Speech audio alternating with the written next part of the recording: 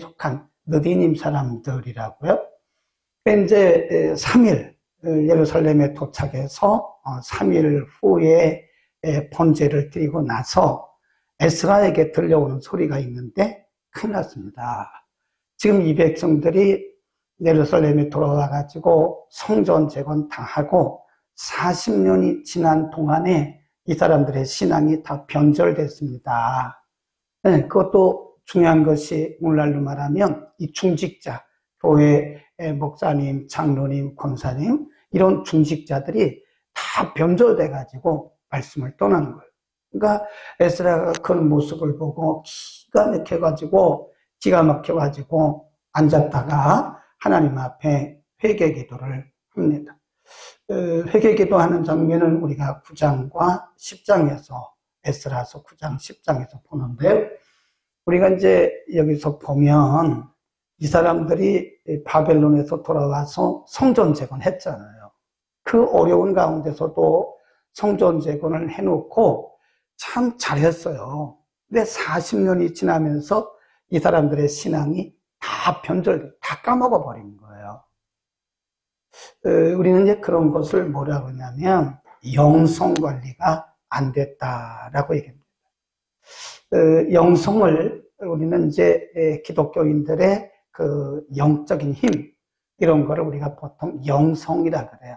똑같이 신앙생활 해도 어떤 분들은 영성이 좀 강한 분이 있고요.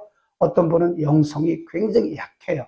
그래서 밋밋해요. 기도를 해도 기도의 줄도 안 잡히고 말씀을 들어도 졸고 앉아 있고 찬양을 해도 아무런 감동이 없고 그냥 뭐 옛날이나 지금이나 별반 달라진 게 없어요. 그 영성이 고갈됐다 그래. 고갈. 영성이 고갈되면 예배의 기쁨도 없습니다. 성경을 봐도 그 성경이 나에게 와서 레마가 된 그런 말씀이 없어요. 찬송을 드려도 그냥 뭐 노래하는 것처럼 그렇게 하는 거다. 누구나 다 영성이 고갈될 수 있는데 그게 뭐냐? 사탄의 전략입니다. 사탄은 우리의 영성을 고갈시키는 거예요. 어떤 방법을 통해서든지 말씀 떠나게 하고 예배 떠나게 하고 찬송 떠나게 하고 기도 못하게 하고 그래서 결국은 우리로 하여금 영성이 고갈돼 가지고 점점 하나님을 떠나게 하는 변절된 그런 삶을 살아요. 우리가 영성이 고갈되잖아요. 그러면 사실은 이 크리스찬은 크리스찬이지만 영적 전쟁에서는 이미 패배자입니다. 그래서 그 영성 관리라고 하는 것은 누가 해주는 게 아닙니다. 제가 새벽에 얘기했잖아요. 사람들이 자기가 큰 차를 타고 다니니까 큰 차를 타고 움직이니까 자기가 큰다고 생각하는 거예요. 어떤 분은 자기가 큰 트럭을 몰고 다니니까 자기가 큰 사람이라고 생각해요. 이렇게 착각에 빠지는 거예요. 트럭이 크고 버스가 큰 거죠. 그러니까 신앙 영성관리라고 하는 것은 우리 각자가 해야 돼. 각자가. 누가 해줄 수가 없는 겁니다. 그래서 우리가 각자가 깨어서 영성관리하지 않으면 지금 계속해서 사탄의 공격을 받는, 얼마나 많은 사람들이 사탄의 전략에 그냥 넘어가 버린, 사탄의 공격을 받고 넘어가는. 사탄의 공격은 굉장히 치밀해요. 우리의 약점을 다 알고 있습니다. 그 우리 약점을 치고 들어오는 거예요. 그러니까 자기가 지금 영적 공격을 받고 있다는 사실을 모르는 경우도 많아요. 내가 왜 이러지? 분명히 영적 공격을 받고 있는데 내가 지금 영적 공격을 받고 사단에게 아주 강한 공격을 당하고 있다는 사실을 모르고 가는 사람들이 많다는 거예요. 그래서 우리가 이 영적 전쟁에서 사단의 공격으로부터 이기기 위해서는 내 안에 누군가로부터 받은 상처들이 다 있다니까요. 상처. 네. 누군가로부터 받은, 말로 받은 상처, 행동으로 받은 상처, 가족으로부터 받은 상처, 근데 의외로 부모에게 받은 상처들이 많아요. 근데 그 상처를 타고 들어온 거예요. 상처를 타고 들어와가지고 우리의 인격을 파괴해버려요. 우리는 그것을 뭐라고 하냐면, 요즘에 보면 겉으로는 굉장히 멀쩡한데요. 그 인격이 이렇게 흔들리고 깨어진 그걸 뭐라 그러죠? 그 심리학적인 용어로 인격 뭐라 하는데 그런 게 있어요. 자기도 모르는 거예요. 내가 그 상처를 받아가지고 그 상처를 타고 사단이 들어와서 나를 그렇게. 그러니까 우리가 보면 근데 보통 인성이라는 말을 많이 쓰잖아요. 우리의 인성이 막 이렇게 깨지는 거예요. 그 상처를 타고 들어가가 상처 없는 사람이 어디 있나요? 저도 상처가 있고 여러분도 있고 다 상처가 있는데 그 상처를 예수 이름으로 용서해야 돼요. 용서가 능력이에요, 여러분. 아멘. 용서하지 못하면 사단에게 계속 잡히는 거예요. 사단에게. 누군가를 미워하잖아요. 히브리서 12장에 너희는 모든 사람으로 더불어 뭐라 그래요? 화목함과 거룩함을 좇으라. 화목이 거룩이에요. 화목이 거룩입니다. 모든 사람과 더불어서 거룩함, 화목함과 거룩함을 좇으라. 아무도 이것이 없이는 주를 뭐 한다고요? 볼 수가 없다. 근데 우리는 사실은 이 가장된 옷을 입고 다녀요. 내 안에 상처가 굉장히 많은데 우리 스스로 이렇게 깨끗한 옷을 입은 것처럼 이렇게 옷을 입고 다니는 거예요. 이 옷을 벗어버리라. 예수 그리스도의 십자가 앞에 우리의 상처를 다 내려놓고 나를 상처 준 사람을 용서하십시오. 그러면 그때 성령께서 역사하시고요. 우리를 이렇게 또아리를 들고 우리를 붙들고 있던 악한 영들이 우리에게서 떠나가는 걸 우리가 볼 수 있어요. 아멘. 어떤 분은요, 무릎이 막 퉁퉁퉁퉁 부었어요. 막 이렇게 부어가지고 걸음을 걸을 수가 없는 거예요. 근데 어느 날 기도하는데 누구에 대한 그 아픔, 나에게 상처를 준 사람을 용서라는 그런 마음이 들더래요. 그래서 기도하면서 그분을 용서했대요. 그 하루에 그 한 번의 용서가 되겠습니까? 내게 얼마나 상처를 줬는데 그래도 성령의 도움을 받아가면서 그분을 계속 용서했더니 어느 날 아침에 일어나고 나니까요 뚱뚱 부었던 무릎관절이 싹 나와버렸대요. 아멘. 여러분 우리가 막 손을 놓고 막 믿습니다 이것도 중요하지만요 용서보다 큰 능력이 없어요. 용서는 사탄을 이기는 능력입니다. 우리가 아무리 뭐 귀신아 나가라, 사탄아 나가라, 예수 이름은 나가라 아무리 그래도요 도로 돌아옵니다. 우리가 용서하지 않으면 그런 거예요. 그 다음에 오늘 또 세 가지 말씀드리려고 하는데 우리가 영적 전쟁에서 이기기 위해서는요 우리 속에 집을 지고 있는 우리가 이걸 심리학적으로 가장된 자아라고 해요. 가장된 자아. 내 안에 사람들이 막 기뻐하는 것 같잖아요. 근데 사실은 그 마음에는 기쁨이 없어요. 근데 사람들에게 기쁜 것처럼 보이는 거예요. 그렇죠. 이제 우리가 이제 그거를 보통 우리 사회에서는 정신노동이라, 정신노동. 이 백화점에 있는 분들이 아침에 딱 9시에 쫙 서가지고요. 90도 인사합니다. 이거 한다니까? 사실 속은 너무 아파요, 지금. 속에는 너무 아프고, 염려, 근심, 걱정, 불안, 초조, 막 이런 것들로 가득 차 있는데, 겉으로는 웃어야 돼. 왜냐면 고객들을 대해야 되니까 이렇게, 안녕하세요, 어서오세요. 근데 속은 안 그래. 그게 가장된 자라고. 가장, 심리학에서는 가장된 자. 우리 안에 가장된 자가 있어요. 그게 뭐냐? 염려, 근심, 걱정, 초조, 불안, 이런 것들.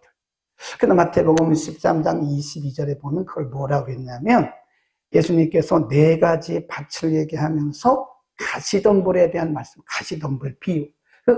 어떤 밭은, 어떤 씨는 이 가시덤불 속에 씨가 떨어졌어요. 근데 씨가 발화가 돼서 뿌리를 내리고 자라기는 자라는데 열매를 맺어요, 못 맺어요? 못 맺어요. 그렇죠? 그 속에 있는 여러 가시덤불 이런 것들이 가로막듯이 우리 안에 있는 말씀이 왜 열매를 맺지 못하고 우리의 믿음이 성숙하지 못하느냐? 우리 속에 가장된 자아가 있다는 거예요. 그래서 우리는요, 하나님 앞에 솔직해야 됩니다. 하나님 앞에 나의 염려를 염려, 근심, 걱정을 하나님 앞에 다 아뢰야 돼. 얼른 찾아봅시다. 우리가 빌립보서 4장에 보면 그런 말씀이 4장 6절, 7절. 예. 빌립보서 4장 6절, 7절. 6절 시작. 아무것도 염려하지 말고 오직 모든 일에 기도와 간구로 너희 구할 것을 감사함으로 하나님께 아뢰라. 그리하면 모든 지각에 뛰어난 하나님의 평강이 그리스도 예수 안에서 너희 뭐를 마음 또 뭐를 생각, 마음과 생각을 지키다. 그러니까 아무것도 염려하지 말라고 성경은 말씀했는데 우리가 겉으로는 염려하지 않는 것 같아요. 평안한 것 같아요. 근데 우리 속에 가장된 자아가 이렇게 형성이 되어 있어요. 그게 뭐냐면 염려입니다. 염려 없는 사람 어디 있나요? 다 염려 있죠. 근데 그것이 우리 속에 집을 지으면 안 된다는 거예요. 우리 속에서 집을 짓잖아요. 그러면 기도를 해도 그 기도가 폭발을 하지 못해요. 우리가 말씀을 묵상해도 그 말씀이 생명력 있게 폭발하지 못, 열매를 맺지 못하는 거예요. 그래서 성경은 우리에게 염려하지 마라 라고 말씀해요. 근데 우리는 염려를 한다고요. 그 염려라고 하는 가장된 자아가 우리 속에 이렇게 집을 짓고 있으면 사탄이 그 속에 와서 그 염려라고 하는 가장된 자아 속에 여기서 사탄이 집을 짓고 살아요. 그러니까 염려, 근심, 걱정, 불안, 초조. 네. 염려, 근심, 걱정, 불안, 초조. 성경이 뭐라고 그랬죠? 너희는 내일 일을 뭐 하지 말라고 그랬죠? 내일 일을 염려하지 말라고 그랬다. 우리는 내일 일을 염려해요, 안 해요? 염려한다니까. 무엇을 먹을까? 무엇을 마실까? 무엇을 입을까? 염려하지 마라. 내일 일은 내일 염려할 것이다. 그러니까 우리가 다른 번역에 보면요, 내일 일을 내일 염려하라 그 말은요, 내일 일은 내일이 염려하게 그냥 맡겨라 그런 뜻이에요. 염려에게 맡겨라, 내일에게 맡겨라 그런 뜻입니다. 우리는 염려의 집이 우리 가운데 자리를 잡고 있는 것이다. 그 다음에 또 하나 보죠. 베드로전서 5장 7절로 갑니다. 우리 잘 아는 말씀이에요. 5장 7절. 베드로전서 5장 7절. 382년 전후의 시작. 너희 염려를 다 주께 맡겨버리라. 이는 저가 너희를 권고하십니다. 그리고 바로 7절에 가보면 거기 마귀 8절에 보면 근신하라 깨어라 너희 대적 마귀가 우는 사자처럼 다닌다. 그러니까 염려와 사탄은 항상 연관이 있어요. 연관. 네. 누구나 다 염려할 수 있죠. 그런데 성경은 우리에게 염려하지 말고 모든 염려를 하나님 앞에 다 맡기라는 거예요. 다 맡기세요. 그러면 하나님께서 일하십니다. 아멘. 우리가 그 내려놓을 때까지는 하나님 이렇게 보고 계세요. 너 진짜냐? 너 진짜 내려놓을래? 네. 근데 우리는 여전히 그래. 옛날에 어떤 가족이요, 금요일마다 참 대단한 가족이에요. 엄마, 아빠, 애들 셋, 둘. 그래서 4명이서 항상 금요 예배를 와요. 우리는 뭐 지금까지 금요 예배를 코로나 때는 쉬었나요? 금요 예배를 쉰 적은 없어요. 그냥 생명같이 여기니까. 근데 그때도 이제 이렇게 금요 예배 끝나고 가요. 그 가정에 굉장히 중요한 문제, 빨리 해결돼야 할 문제가 있어가지고 가족이 다 기도하러 왔어요. 그러면서 이제 오늘처럼 이렇게 막 뜨겁게 기도하고 통성기도 하고 쪼약 믿습니다. 그러고 이제 가다가 제가 지나가다가 얼떨결에 들은 거예요. 근데 그때 고등학교 3학년이었나 근데 그 아들이 아빠 너 기도한다고 돼요? 그러니까 그 아빠 집사님 뭐라고 그렇지 뭐 기도한다고 되냐? 완전 불신앙에 빠진 거예요. 누구나 그럴 수 있다니까요. 아니 그럼 기도는 왜 했어요? 기도 왜 했냐? 그 속으로 또 한 건 있어요. 이분은 전도사님이에요. 이 전도사님이라고 믿음 좋은 건 아니구나. 그때 생각을 했어요. 목사님도 마찬가지. 목사님이라고 다 믿음 좋은 건 아니래요. 어떤 분이 이렇게 이제 아파요. 몸이 아파가지고 전도사님한테 상담을 했어요. 전도사님, 기도해도 나아요? 병원에 가야 되는 거 아니에요? 물론 병원에도 가야지. 근데 그건 기도한다고 날 병이 아니야. 전도사님이 그렇게 상담을 하는 거 제가 들었어요. 네. 그거 기도한다고 날 병은 아니야. 기도한다고 병이 낫나? 이거 기도는 왜 하냐고요. 근데 그게 사실은 이게 툭 던지는데 이게 거기 속에 누구의 영이 들었냐면 사탄의 영이 그 속에 툭툭 던지는 속에 그 영이 들어요. 그래서 그 말을 듣고 나면 사람들이 염려가 되는 거예요. 아멘. 그래서 우리는요, 믿음의 사람들과 함께 살아가는 것이 굉장히 중요합니다. 물론 우리가 이 세상을 살면서 어떻게 믿음 있는 사람들과만 살겠어요. 그런데 우리가 가능하면 믿음 있는 이런 소그룹이라든지 이런 친구들과 대화를 하면 우리의 믿음이 이렇게 가라앉았다가도 믿음이 이렇게 올라와요. 그런데 믿음 없는 그런 친구들, 그냥 그런 친구들만 같이 하잖아요. 그러면 믿음이 이렇게 자랐다가도 한마디 툭 던지는 그 말 속에 누가 거기 껴들어요? 사탄이 그 말 속에 확 껴드는 거예요. 그러니까 우리가 조심해야 됩니다. 성령도 우리의 말을 통해서 역사하십니다. 근데 사탄도 우리의 말을 통해서 역사해요. 어떤 분들은 이렇게 누가 한마디 한 말 때문에 상처가 되고요. 그거 염려가 돼가지고요. 염려가 돼가지고 고민하는 걸 봤어요. 그때 우리는 차단을 해야 됩니다. 어떡하자고요? 맡겨요, 그냥. 맡겨. 한 번에 안 맡겨져요. 제가 해보니까 이게 한 번에 안 맡겨집니다.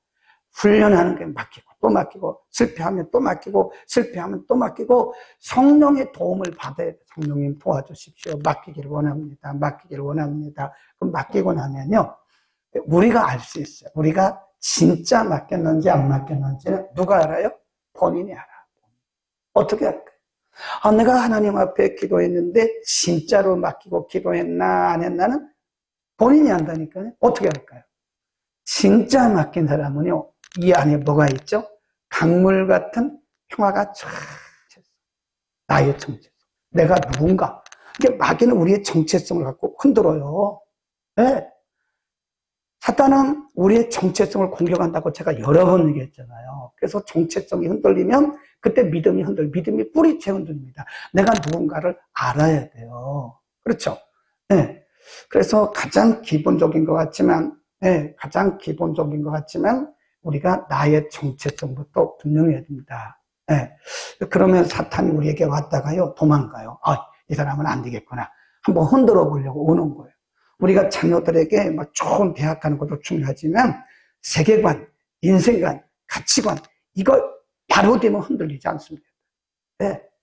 하나님이 창조하신 성경적 세계관, 네. 그리고 성경적 인생관, 성경적 가치관 이게 분명한 사람은요, 사탄이 아무리 우리를 미혹해도 안 흔들려요. 근데 가치관 확립이 안 돼 있는 거예요. 우리 자녀들이 그냥 단어만, 되지도 않는 단어만 외우고 수학 문제 막 이런 거나 풀지, 사실 그 한 사람 한 사람 만나도 얘기해 보면요, 인생, 내가 왜 살아야 되는지, 내가 어디로 가야 되는지, 나는 뭘 해야 되는지, 인생관, 가치관, 세계관, 이런 것들이 성경적으로 확립이 안 돼요. 그러니까 사탄이 우리를 치면 팍 넘어가 버려요. 네, 그게 뭐냐면 정체, 내가 누군가. 요한복음 1장 12절에 뭐라고 그랬어요? 예수 그리스도를 믿는 자에게는 하나님의 자녀가 되는 뭘 주셨다고 그랬어요? 권세. 그 권세란 말이 권리란 말이에요. 권리. 하나님의 자녀의 권리, 하나님의 자녀의 권리를 주셨어요. 권리. 그래서 우리는 예수의 이름을 사용할 수 있는 권리가 있어요. 무슨 은사 받은 사람만 귀신 쫓는 거 아닙니다. 오해하지 마십시오. 우리는 하나님의 자녀이기 때문에 누구든지 예수 이름의 권세를 사용해서 예수의 이름으로 귀신 쫓고 예수 이름으로 능력 행하고 예수 이름으로 우리가 승리할 수 있는 그런 자녀의 권세가 있다는 거예요. 그런데 마귀가 우리를 정죄, 야, 너 죄졌잖아. 목사님이 일주일에 한 번씩이라도 새벽기도 한 번 나오라고 했잖아. 고개 들으세요. 고개 숙이는 분이 뭐라고요? 고개 숙이는 분은 그겁니다. 아니, 너 새벽기도도 안 하는 게 무슨? 야, 너 싸웠잖아. 너 부부싸움 했잖아. 너 남편 미워했잖아. 그래, 정죄. 너 거짓말도 많이 했잖아. 그러니까 뭐 자꾸 우리를 정죄하는 사람들이 자신감이 턱 떨어집니다. 아니거든요. 우리가 성경을 보면, 이사야서에 보면 이 남한국 유다 백성들이 하나님 앞에 매맞은 상태예요. 하나님 앞에 범죄하고 말씀 순종하지 못하고 우상 숭배해가지고 매맞아가지고 바벨론에 가가지고 지금 뭐 받고 있는 거예요? 하나님 앞에 징계받고 있는데 그 징계받는 유다 백성들에게 하나님 말씀하시기를 너는 존귀한 자라 이런 말씀을 굉장히 그래서 이사야서 40장 이후에 보면요 그 징계받고 있는 그 사람들에게 너는 존귀한 자다. 너는 내가 보기에 너무너무 존귀한 자라 이렇게 말씀해요.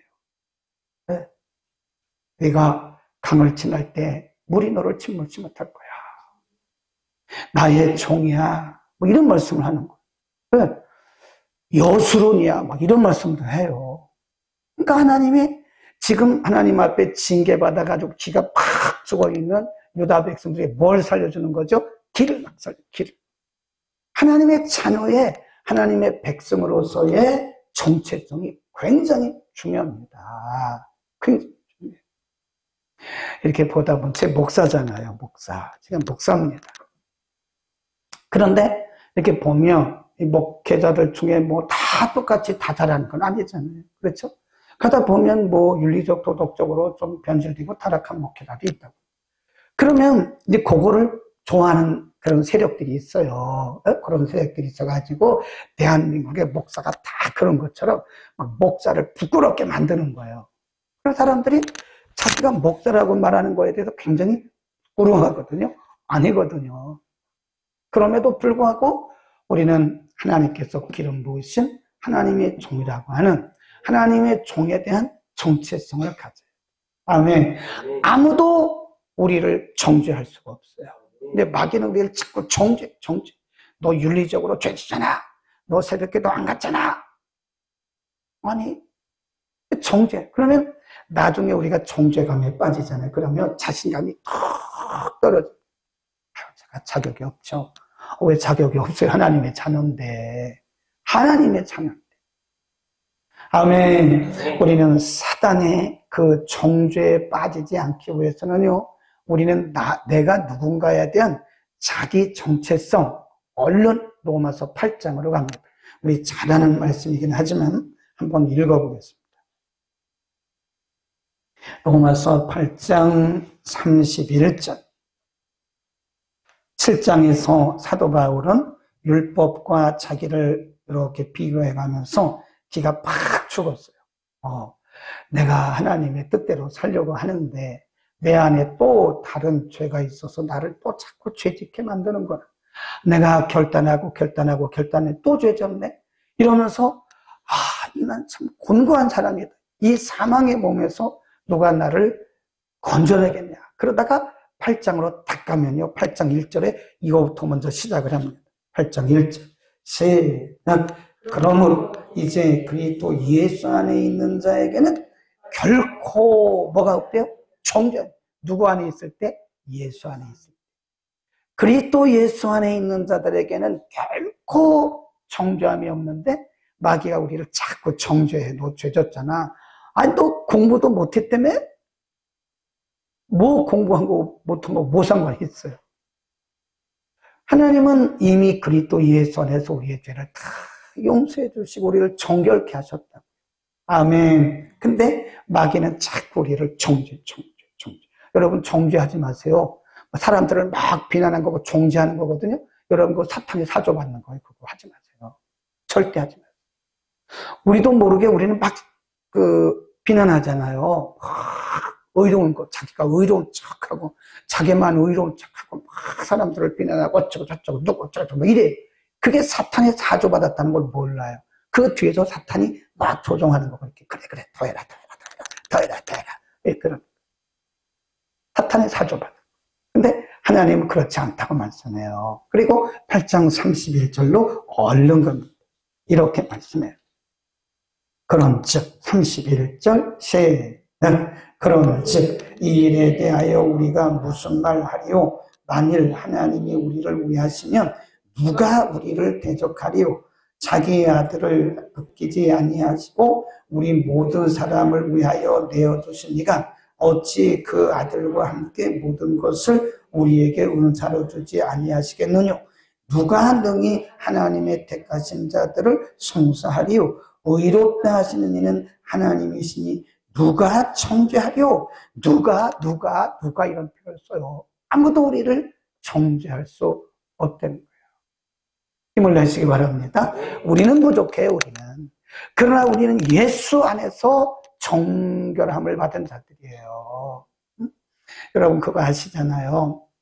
이스라엘 백성들이 이 요단강을 건너서 가나안에 들어가면 하나님께서 반드시 6개의 성읍을 만들라고 말씀하셨어요. 그게 뭐냐면 요단강 이쪽에 3개, 이쪽에 3개. 우리가 지도를 보면요, 그게 도피성이라고 하는 것인데, 도피성이 이렇게 보면 하나님이 정해주셨는데 이쪽에 이렇게 어디서든지 쉽게 도망칠 수 있도록 그 구역도 하나님이 아주 그 거리에 딱 맞춰가지고 6개, 요단강 3개, 이쪽에 3개, 그 도피성 제도를 만들었어요. 그 도피성이 뭐냐? 내가 사람을 죽일 의도가 없었는데 내가 실수로 사람을 죽인 거예요. 그럼 어떻게? 내가 실수로 죽였는데, 내가 새를 잡으려고 돌을 던졌는데 사람이 맞아가지고 두개골 맞아서 죽어버렸어요. 나는 새 잡으려고 돌을 던졌는데 사람이 맞아 죽은 거예요. 이건 살인의 의도가 없잖아요. 이걸 고범죄라고 그래요. 고범죄. 네, 내가 의도치 않았던 죄. 그래서 이런 사람들은 어디로 들어가면 돼요? 그 도피성으로 들어가는 순간 모든 죄를 다 거기는 치유의 법권이면요, 예수 안에 이거 한마디 해도 돼요? In Christ, and Christos라고 하는 이 문장이요, 사도 바울 서신에 엄청나게 나와요.